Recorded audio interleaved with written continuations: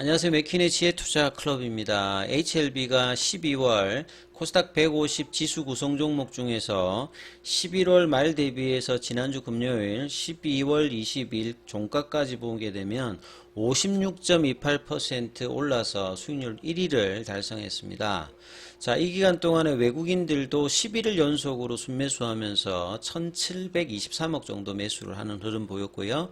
자, 오전장의 주가 흐름은 HLB가 장중에 51,000원대까지 이제 고점을 찍고, 그리고 47,000원 초반까지 좀 밀렸다가 지금 48,000원에 지지선을 회복을 하면서 그 부분에서 주가 흐름들이 이어지고 있습니다. 이 부분 한번 살펴봐 드리도록 하겠습니다.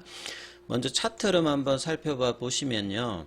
제가 48,000원이라는 가격 자체가 굉장히 중요하다는 말씀을 좀 지속적으로 좀 드리고 있는데요.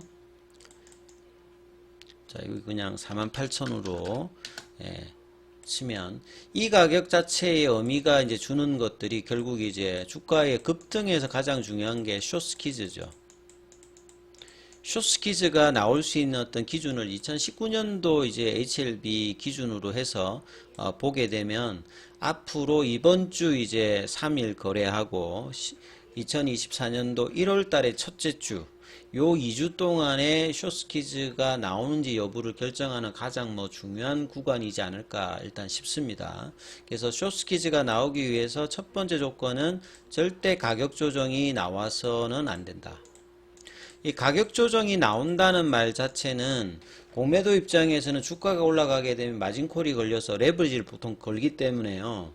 그래서 손실이 확대되게 되면 급등으로 가기 때문에 이 부분들을 버틸 수 없기 때문에 이제 손절매로 하면서 이제 물량을 사서 갚아야 되는 어떤 상황이기 때문에 주가가 이제 올라가지 않는다면 숏스퀴즈가 단기에 나오진 않거든요. 그렇기 때문에 상승했을 때 5만원대는 이제 그 경계선인데 여기에서 이제 급등이 나온다라고 하면 가격으로 보면 한 6만원대가 이제 넘어가게 되면 확실하게 이제 숏스퀴즈 구간에 들어가는 부분이거든요. 그러니까 그러면 굉장히 가팔라지고 거래량도 굉장히 왕성하게 나오게 되는 겁니다. 그래서 12월 14일에 양봉에 들어왔던 이 거래는 숏커버링 관련되는 물량도 있습니다만 숏스퀴즈를 어떤 기대하고 이 패시브 자금에 관련되는 어떤 내년도 이제 코스피 이전 이런 여러 이제 복합적인 요인으로 수급이 들어왔다라고 이제 추측이 되는데요. 자, 이러한 부분들이 장중에 얼마만큼 가격 조정을 안 하고 그 다음에 이제 두 번째 거래를 형성시키느냐. 그래서 기존의 물량끼리 치고받는 걸로 해가지고는 강한 상승이 나오지 않기 때문에 새로운 어떤 신규 매수가 얼마만큼 강하게 이제 유입이 되느냐 이런 부분들을 이제 장중에 계속 확인해야 되는 어떤 부분들이 이제 가격과 거래량입니다. 그래서 3분봉으로 이 부분들을 좀 살펴보면요. 아침에 9시에는 이제 51,000원까지 바로 밀어 올렸어요. 근데 이제 이후에 이 3분봉으로 거래가 좀 나왔던 이 5만원대 시가 부근을 바로 이제 깨면서 9시 51분에는 47,300원까지 밀렸다가 여기서 보면 이제 거래가 바로 다시 끌어올리는 흐름들을 보이잖아요. 그러니까 48,000원대 부근의 어떤 지지선 흐름들은 계속 일단 유지를 해주고 있습니다. 이게 이제 지난주에 12월 20일에 나왔던 이때도 한 47,200원대죠. 오늘의 어떤 저가하고 비슷한 구간이고 지난주 수요일, 목요일, 금요일 나왔던 러닝 컬렉션 형태의 이 조정 가장 이제 강한 종목에서 벌어지는 게 이렇게 빨간 선인 이 볼린저 밴드 상단에서 태깅하면서 움직이든지 아무리 못해도 이제 5일선 이평선에서 지지하는 흐름을 보일 때 이런 부분들을 우리가 가격 조정 없이 장중에 조정하고 끝나는 이제 러닝 컬렉션이라고 하는데 이런 흐름들을 보여주면 공매도 잔고 입장에서는 아직도 많잖아요.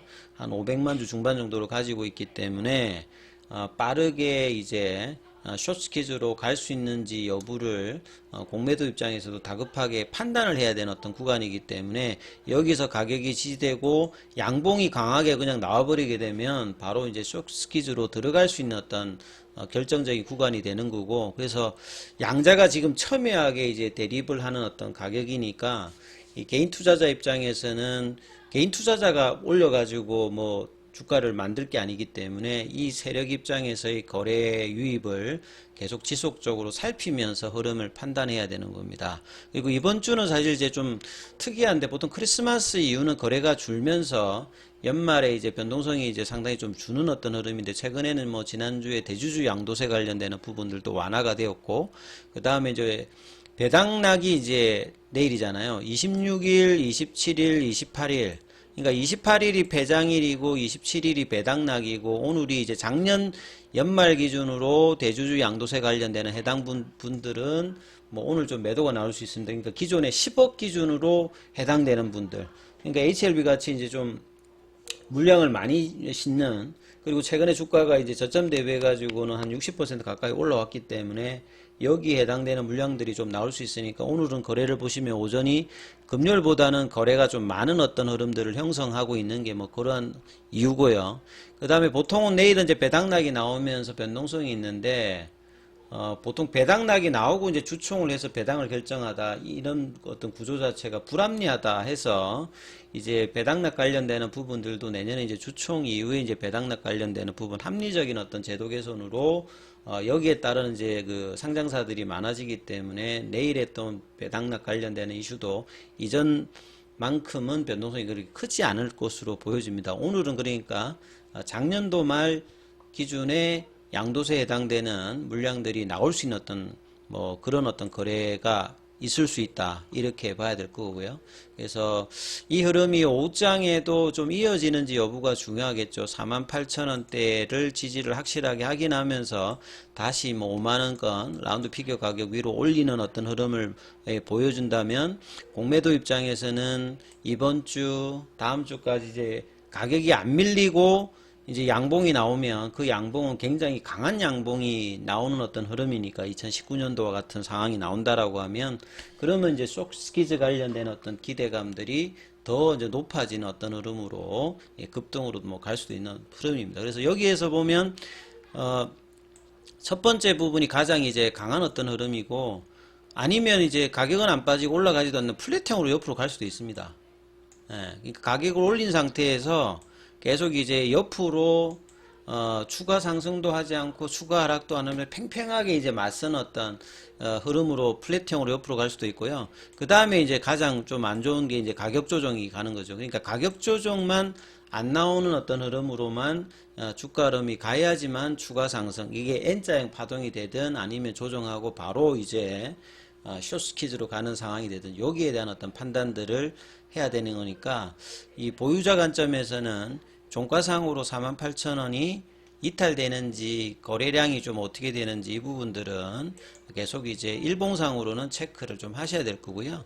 그 다음에 이제 뭐 저희 이제 기준으로 보면 HLB는 보유단가가 한 3만원 정도니까, 이 5만원대만 하더라도 이게 뭐 대형주가 장기 투자해서 뭐 수백 프로 난 건 아닙니다만, 뭐 한 60% 가까이 이제 수익이 나 있는 상태이기 때문에, 이게 뭐 나쁘지 않은 수익률이기 때문에 왜 그렇게 해야 되냐 이렇게 댓글에 물어보시는 분들도 있는데, 그 매도는 저는 항상 보면 그 한 방에 다 파는 어떤 흐름이 아니라 합리적으로 팔려고 하면 분할 매도가 맞다라고 생각하기 때문에, 고점은 저도 어디가 고점인지는 모릅니다. 그러니까 목표 주가 이런 산정보다는 어느 가격 이상부터는 일정 부분은 그 단계마다 좀 팔아가시면서 대응하는 것이, 지나고 보면 최고점에는 못 팔 수 있겠지만 그래도 수익권에서는 좀 합리적으로 어떤 파는 어떤 매도 방법이라고 생각하기 때문에 이 방법에 대해서 많이 말씀을 드리고, 그래서 뭐 5만원권 부분에서는 일정 부분 좀 이제 현금화도 좀 시켜놓고 이후에 어떤 과정에서 계속 이제 체크하는 부분들이 맞다, 이런 말씀을 좀 드리고 있습니다. 그리고 기사 관련되는 부분을 뭐 보면, 이게 뭐 특별한 기사는 아니죠. 이달의 상승률이 그 어제 기사에도 보면 코스닥 150 말고 또 KRX 관련된 어떤 지수에도 보면 HLB가 가장, 일단 12월달 제일 많이 올랐으니까요. 그래서 뭐 그 올랐다. 그리고 여기 보면 이제 좀 참고해 보실 만한 것은, 최근에 이제 코스닥 150 지수 구성 종목 중에서 12월만 따지면 지수보다는 이 제약바이오 관련되는 종목들이 많잖아요. 1위가 HLB고, 그 다음에 8위도 HLB 생명과학이고, 그 다음에 3위 GCL, 여기도 제약바이오잖아요.